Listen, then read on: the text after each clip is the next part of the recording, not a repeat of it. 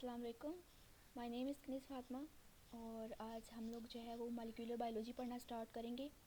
तो इसका जो हमारे पास फर्स्ट यूनिट है वो है जीनोम ऑर्गेनाइजेशन का, यानी कि जो हमारे पास सेल के अंदर जो जेनेटिक मटेरियल है वो किस तरह से ऑर्गेनाइज है, उसकी अरेंजमेंट क्या है। तो सबसे पहले हम लोग इसका इंट्रोडक्शन पढ़ेंगे। तो उसमें क्या होता है कि जो हमारे पास जीनोम होता है, सबसे पहले वो होता क्या है। तो जो भी हमारे पास जेनेटिक मटेरियल होता है सेल के अंदर, उसको हम लोग जीनोम कहते हैं। वो दो तरह से हो सकता है, ठीक है। डीएनए बेस भी हो सकता है और आरएनए बेस भी हो सकता है।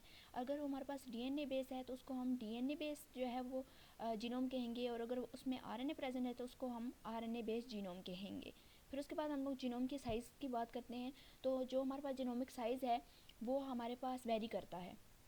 अगर फॉर एग्जांपल हमारे पास क्या है, लोअर ऑर्गेनिज्म से हायर की तरफ जब जाएंगे तो हमारे पास क्या होगा, साइज़ में इंक्रीज़ आएगा, ठीक है। फॉर एग्जांपल हमारे पास जो वायरसेस हैं, ये आगे एक टेबल है, इसमें ये दिखाया गया कि जो हमारे पास वायरसेस होते हैं उनका जो साइज़ होता है वो स्मॉलर होता है एज़ कम्पेयर टू बैक्टीरिया, और बैक्टीरिया का जो है वो स्मॉलर होता है एज़ कम्पेयर टू जितने भी यूकैरियोट्स ऑर्गेनिज्म है, ठीक है। उनमें उनका जो जीनोमिक साइज़ होता है वो जो है बड़ा होता है एज़ कम्पेयर टू वायरसेस और बैक्टीरिया से। तो जैसे हम लोग जो है लोअर से हायर ऑर्गेनिज्म की तरफ जाते हैं तो कम्प्लेक्सिटीज़ भी इंक्रीज़ होती हैं, और उससे जो है वो साइज़ भी, जीनोमिक साइज़ में भी चेंजिंग आती रहती हैं, ठीक है।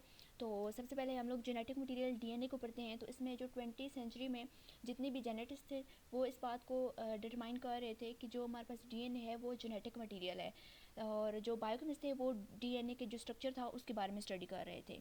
तो उसके रिजल्ट में 3 चीज़ें उन्होंने फाइंड आउट की। सबसे पहले उन्होंने कहा कि जो हमारे पास जेनेटिक मटेरियल होता है वो क्या करता है, वो इन्फॉर्मेशन को स्टोर करता है, जो कि हेल्प करता है उसके जो स्ट्रक्चर है, उसकी जितनी भी मेटाबॉलिक एक्टिविटीज़ हैं सेल की, जितनी भी उसमें डेवलपमेंट हो रही है, वो उस चीज़ को क्या करता है, कंट्रोल करता है।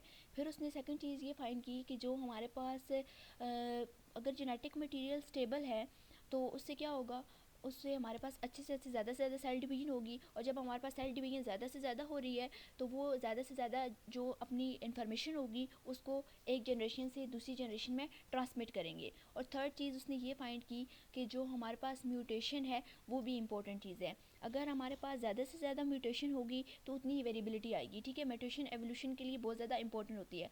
अगर हमारे पास म्यूटेशन नहीं होगी तो उससे क्या होगा, एक साल में अगर वही ऑर्गेनिज्म है तो नेक्स्ट में वही प्रोड्यूस होगा। लेकिन अगर म्यूटेशन आती है तो उससे क्या होगा, वेरिएबिलिटी होगी, और उससे ज़्यादा से ज़्यादा मतलब ऑर्गेनिज्म जो है वो चेंज होते रहेंगे, ठीक है।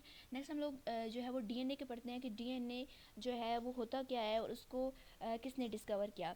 तो डीएनए को डीऑक्सी राइबो न्यूक्लिक एसिड कहते हैं, ठीक है। और इसको फ्रेडरिक माइजर ने डिस्कवर किया था 1868 में। माइजर ने जो न्यूक्लियर पास सेल्स थे वहाँ से एक फॉस्फोरस कंटेनिंग सब्सटेंस को एक्सट्रैक्ट किया, जिसको क्या कहते हैं, उसने न्यूक्लियन का नाम दिया। अब जो न्यूक्लियन था उसने कहा कि इसमें दो तरह की चीज़ें हैं, एक उसमें एसिडिक पोर्शन है और एक उसमें बेसिक पोर्शन है। जो हमारे पास उसका एसिडिक पोर्शन है उसमें डीएनए प्रेजेंट है, और जो हमारे पास बेसिक पोर्शन है उसमें प्रोटीन प्रेजेंट है। बाद में इस तरह का जो एसिडिक मटेरियल था वो जो हेड ऑफ स्पर्म सेल्स थे स्वाल्मोन के, वहाँ से भी उसने इसको एक्सट्रैक्ट किया। फिर DNA as a genetic material, ये चीज़ जो है वो आइडेंटिफाई की थी फ्रेडरिक ग्रिफ्थ ने। उसने एक एक्सपेरिमेंट परफॉर्म किया, ठीक है। ग्रिफ्थ एक्सपेरिमेंट भी इसको कहते हैं, 1931 में। उसने ये जो एक्सपेरिमेंट था ये हमारे पास स्ट्रेप्टोकोकस निमोनिया बैक्टीरिया के ऊपर जो है वो परफॉर्म किया। उसने इसमें ये कहा कि जब हमारे पास जो स्ट्रेप्टोकोकस निमोनिया बैक्टीरिया हैं, अगर हम इनको कल्चर प्लेट के ऊपर ग्रो करेंगे तो उसमें दो तरह के बैक्टीरिया बनेंगे। एक हमारे पास एस टाइप की बैक्टीरिया बनेंगे और दूसरे हमारे पास आर टाइप की बैक्टीरिया। अब जो एस्टन बैक्टीरिया थे वो उनमें एक कैप्सूलर लेयर जो है पॉलीसेकेराइड की लेयर, वो उनके बाहर सेल के बाहर प्रेजेंट होती है जो उसको प्रोटेक्ट कर रही होती है। लेकिन जो आर स्टेन होते हैं वो विदाउट एनी पॉलीसेकेराइड लेयर, ठीक है, उसमें कोई उसकी रफ़ी अपीयरेंस होती है और उसमें कोई लेयर प्रेजेंट नहीं होती।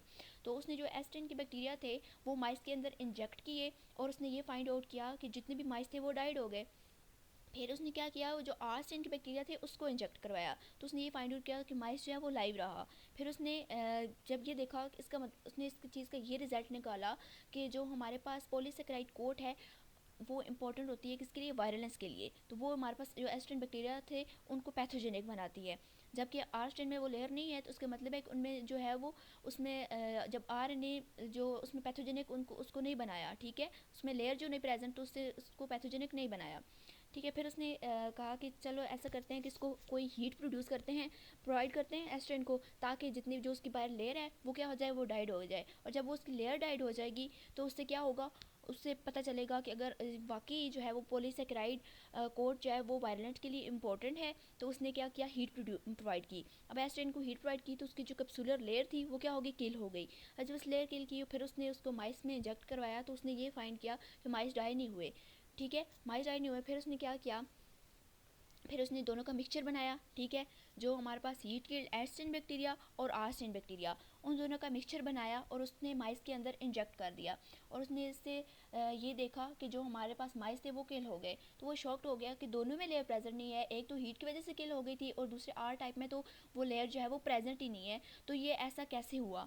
तो फिर उसने इसका रिजल्ट ये निकाला कि हमारे पास इस जो एस्ट्रेन है, इन दोनों इनके अंदर कोई ऐसा मटेरियल है जिसकी वजह से जो है वो इसकी जो पैथोजेनिसिटी थी वो उसमें भी ट्रांसफ़र हो गई। ठीक है, तो उसने बाद में ये रिज़ल्ट निकाला कि जो हमारे पास डीएनए है वो एक इम्पॉर्टेंट फैक्टर है जो इसके अंदर प्रेजेंट है, जो कि क्या काज करता है, जो कि उसकी डिजीज़ को जो है वो उसमें भी ट्रांसफ़र कर दिया, जिसकी वजह से सारे के सारे माइस किल हो गए। तो उसने ये फिर जो है वो ट्रांसफार्मिंग जो है प्रिंसिपल को नाम दिया उसने, ट्रांसफार्मिंग प्रिंसिपल का, ये एक्सपेरिमेंट परफॉर्म करके। ठीक है, तो इससे मतलब पास ने ये आइडेंटिफाई कर दिया कि हमारे पास डीएनए जो है वो as a genetic material cell के अंदर प्रेजेंट होता है। ये नीचे इसकी ये डायग्राम भी है, उसमें भी सेम यही चीज़ जो है वो दिखा रहा है। ठीक है, ये कैप्सूल है और उसने इंजेक्ट करवाया, तो एस्ट्रेन को इंजेक्ट जब करवाया तो माइस किल हो गए। फिर उसने आस्ट्रेन को जब जिसने नहीं प्रेजेंट, ठीक है, उसको करवाया तो माइस लाइव रहा। फिर उसने हीट वाला प्रोवाइड किया तभी माइस जो है वो डाइड नहीं हुआ। फिर उसने दोनों का मिक्सचर जब किया तो वो किल हो गया। और वो किल किस वजह से हुआ, वो इस वजह से हुआ कि जो हमारे पास डीएनए है वो इनमें प्रेजेंट है, जिस दोनों में जो है वो एस्ट्रेन जो है वो उसमें जो उसने डिजीज़ जो है पैथोजेनिसिटी है वो उसको ट्रांसफ़र कर दिया है। That's all about today.